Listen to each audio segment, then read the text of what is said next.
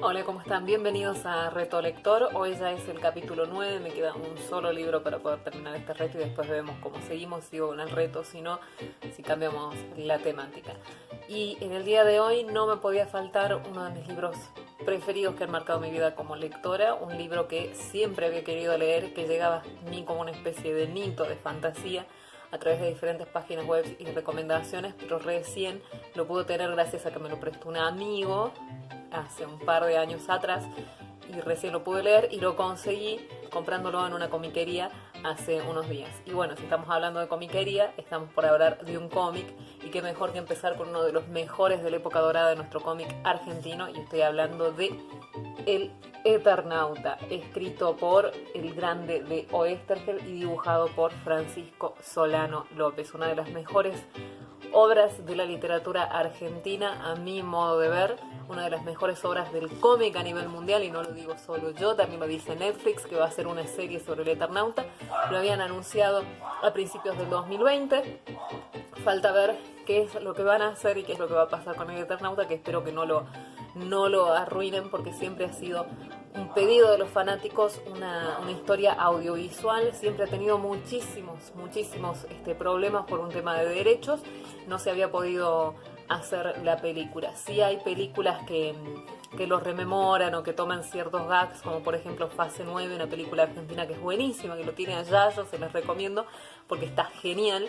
Pero bueno, no se había podido hacer nada con el Eternauta. Sí sé que en el 2010 una serie de fanáticos sacaron un disco con temas dedicados a cada uno de los capítulos del Eternauta, pero mucho más de eso no se había podido hacer. Y recién iniciado el 2020, Netflix nos anuncia que van a hacer una serie sobre el Eternauta, así que va a ser conocido en el mundo ya más de lo que es.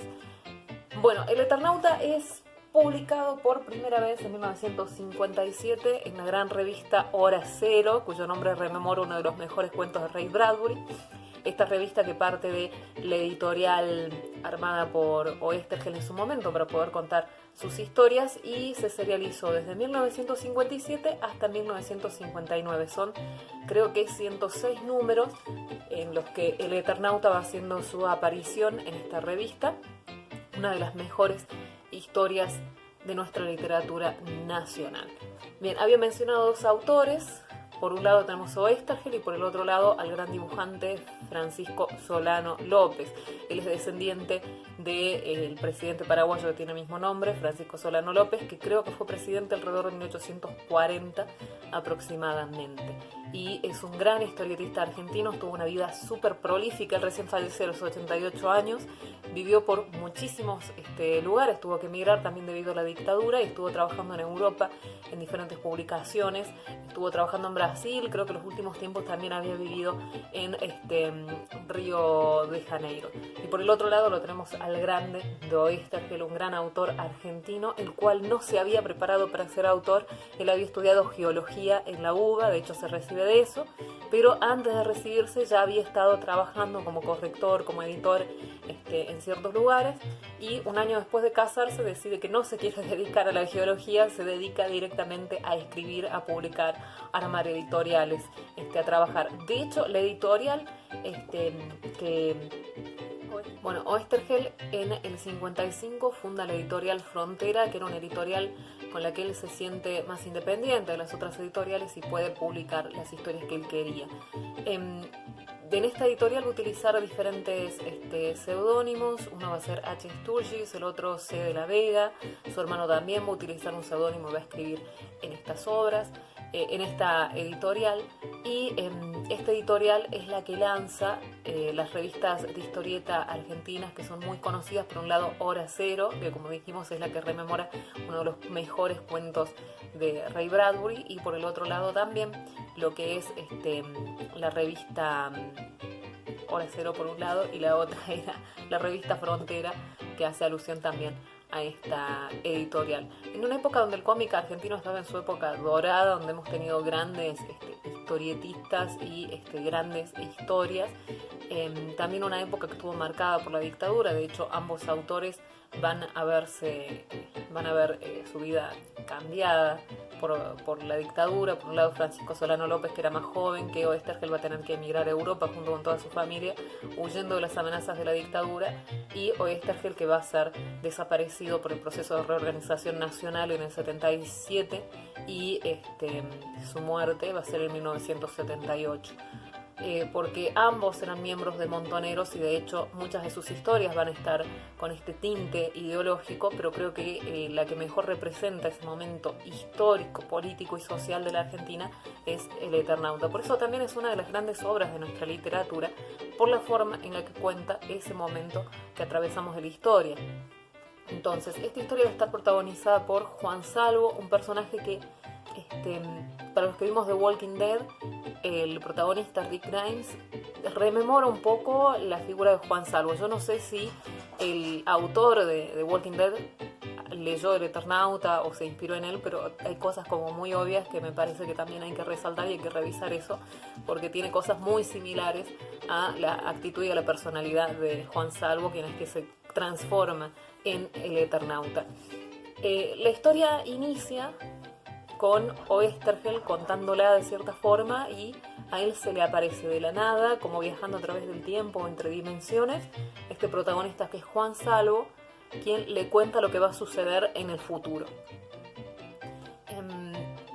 Al principio Oesterheld no le cree, pero tampoco puede explicar de manera razonable cómo un hombre que no conoce se le aparece en su casa. Y Juan Salvo le empieza a contar todas las peripecias que ellos viven o que van a vivir dentro de un año. Y todo empieza con una nevada mortal. No, antes de la nevada mortal. Están Juan Salvo y sus amigos en la casa de Juan Salvo jugando al truco, y de pronto en la radio escuchan que hubo una fuerte explosión en el Pacífico y bueno, y que después van a ampliar.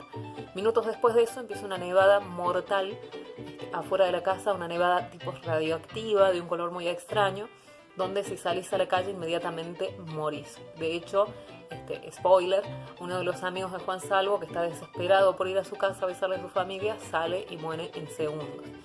Y después es una batalla contra reloj para poder averiguar qué es lo que pasó, 6 sobrevivientes. La nevada en algún momento termina y empiezan a encontrarse con diferentes sobrevivientes. Y a medida que van encontrándose con estos sobrevivientes, empiezan a ver bolas de fuego caer del cielo, lo que los hace pensar que esto se trata de una invasión alienígena. Y a partir de ahí van a pelear con diferentes seres alienígenas. Estaba en este momento la velenada mortal, después van a pelear con unos seres que se llaman los burbos, después van a pelear con los míticos Manos, uno de los mejores personajes alienígenas de la historia. Lo que me parece muy interesante también resaltar de esto es que es la primera serie de historietas que leí que hace referencia a lugares de la Argentina, bueno, más particularmente de Buenos Aires, y podemos hablar de la batalla de General Paz. La historia empieza en el barrio de Vicente López, entonces uno puede tomar estas anclas referenciales lejos de las grandes urbes que estamos acostumbrados siempre a leer en los cómics de Nueva York, no sé, Londres. Esto se basa netamente en Buenos Aires, y a mí me parece sumamente importante. En el momento que yo lo leía todas las tardes cuando volvía de estudiar en el ISER, esperando que el 92 me lleve a casa, lo leía ahí sentadita o entre la gente, y era genial porque ibas tomando referencia entre la General Paz o también una batalla, no más que una batalla, una situación que se va a dar en la Plaza del Congreso. Lo que me parece muy interesante también tener estas referencias.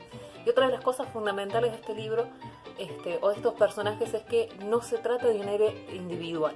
Y esta es la mejor metáfora de la literatura argentina, porque quienes se intentan rescatar o salvar a lo que queda de la humanidad va a ser el héroe grupal, el héroe colectivo. Es la gente sin superpoderes colaborando con los recursos que tiene, su inteligencia, sus medios, etcétera, para poder salvar a lo que queda de la humanidad de esta invasión alienígena, que hasta que el libro termina, spoiler alert, no se puede saber quién es, porque incluso todas las invasiones alienígenas que van llegando al país no son estos personajes que invaden los que desean apoderarse de la humanidad. siempre son los otros. Siempre se habla en esta metáfora de que siempre hay alguien más por encima de quien invade, de quien ataca, quienes quieren dominar a los que están siendo atacados, y que incluso quienes atacan también están siendo dominados por otros. Y es una metáfora también muy linda que se encuentra en una casi de las últimas partes, cuando hablan con estos personajes alienígenas, los manos, que uno cree que son ellos quienes han comandado toda la invasión, y al final no es así. Siempre hay alguien más, algo más que no se puede explicar. Otra cosa interesante es que el Eternauta en realidad son 3 números. Para mí el único que vale la pena, o el mejor de todos, es el primer libro, es la primera aventura. Después va a surgir lo que es el Eternauta 2. Esta es una publicación muy bonita que sacó Diario Clarín en su momento. Para el Eternauta 2, Oesterheld ya estaba militando en Montoneros, así que mucho de lo que se habla acá es muy autorreferencial, o tiene que ver con este proceso de militancia, de ferviente militancia y de denuncia que tiene el autor. De hecho, es por esta publicación que el proceso de reorganización nacional lo va a desaparecer y lo va a terminar matando. Todas las versiones del Eternauta coinciden con un gobierno de facto. El primero de Aramburu, Onganía, y el tercero, porque hay una tercera versión, coincide con el proceso de reorganización nacional. Y siempre una literatura o una obra que denuncia los pactos y los crímenes que llevan adelante estos gobiernos de facto. Por eso creo que también es importante leerlos en esta tónica, revisar esta parte de la historia, porque es importante también para comprender qué es lo que se militaba o contra qué se estaba peleando. Muchas veces escucho a gente que alaba los procesos militares, sin indagar demasiado en lo que estructuralmente fueron. Creo que estos libros o que estas historias logran retratar ese momento tan trágico para nuestra historia argentina.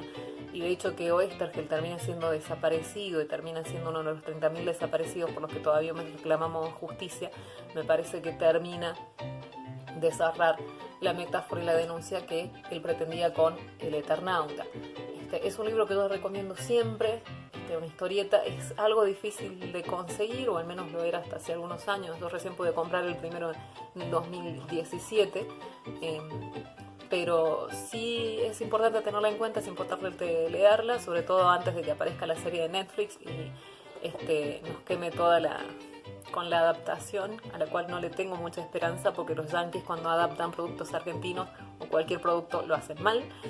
Pero bueno, le voy a poner mis expectativas a eso, porque sí, yo estaba esperando mucho una versión cinematográfica o audiovisual de lo que es esta historia, porque es genial. Habla de supervivencia, habla también de un futuro distópico, y me parece que es importante poderlo revalorizar, y más en lo que es el mundo del cómic argentino, que tenemos un montón de proyectos y de grandes artistas.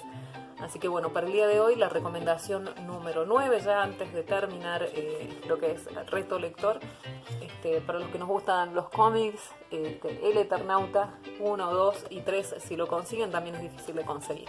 Nos vemos en la próxima, ya para el último capítulo de Reto Lector.